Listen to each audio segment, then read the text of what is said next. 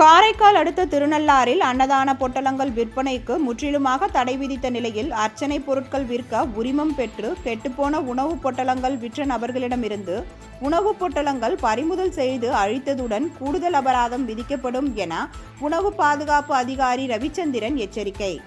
Puducherry union பிரதேசம் காரைக்கால் மாவட்டம் திருநள்ளாறு ஸ்ரீ சனி பகவான் ஆலயத்திற்கு கார்த்திகை மாதம் சனிக்கிழமைகளில் பக்தர்கள் கூட்டம் அதிகரிக்க துவங்கியுள்ளது. கர்நாடகா, கேரளா உள்ளிட்ட தென் மாநிலங்களிலிருந்து வரும் பக்தர்கள் மற்றும் ஐயப்பன் கோவிலுக்கு செல்லும் பக்தர்கள் கூட்டம் அதிகமாக வர துவங்கியுள்ளனர். பக்தர்கள் வருகை அதிகரித்த நிலையில் சிலர் கெட்டுப்போன உணவுப் பொட்டலங்களை பக்தர்களிடம் விற்பதும் மீண்டும் மறுசுழற்சி முறையில் அதே உணவுப் பொட்டலங்கள் விற்கப்படுவது குறித்து வந்த தொடர் புகாரை அடுத்து ஆட்சியர் மணிகண்டன் உத்தரவின்படி உணவு பாதுகாப்பு அதிகாரி ரவிச்சந்திரன் குழுவினர் மற்றும் திருநள்ளாறு காவல் நிலைய போலீசார் நலன்குளம் பகுதியில் அதிரடி சோதனையில் ஈடுபட்டனர்.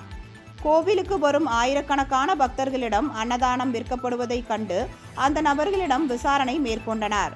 அப்பொழுது அன்னதான பொட்டலங்கள் விற்பனை தடை செய்துள்ளதால் அர்ச்சனை பொருட்கள் விற்பனைக்கு உரிமம் பெற்று விதிகளை மீறி அன்னதான பொட்டலங்களை விற்ற நபர்களிடம் இருந்த உணவுப் பொட்டலங்களை பறிமுதல் செய்து பினாயில் ஊற்றி அழித்தனர். உணவுப் பொட்டலங்களை பறிமுதல் செய்த உணவு பாதுகாப்பு அதிகாரி ரவிச்சந்திரன் முன்னிலையில் கெட்டுப்போன அன்னதான பொட்டலங்கள் விற்பனை செய்த பெண்கள் வாக்குவாதத்தில் ஈடுபட்டதால் அங்கு பரபரப்பு ஏற்பட்டது.